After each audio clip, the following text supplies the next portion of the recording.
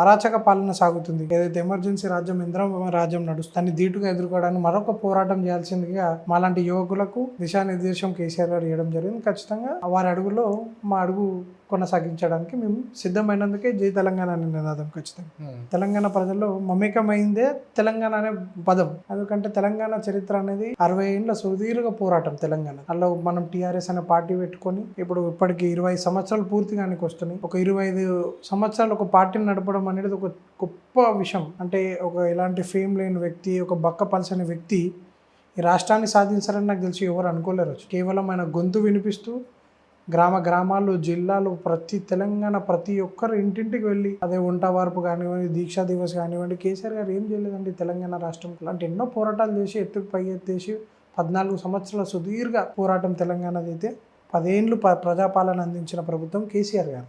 అందుకే జై తెలంగాణ అనే నినాదం ఖచ్చితంగా అది మాకే సొంతమైతే. ఎందుకంటే జై తెలంగాణ మాట మీరు ఎప్పుడన్నా ముఖ్యమంత్రి అన్నాడా చూడండి, జై సోనియమ్మ, జై రాహుల్ అన్న తప్ప తెలంగాణ అనే పదాన్ని ముఖ్యమంత్రి నోట్లు విన్నారా మీరు ఎప్పుడన్నా?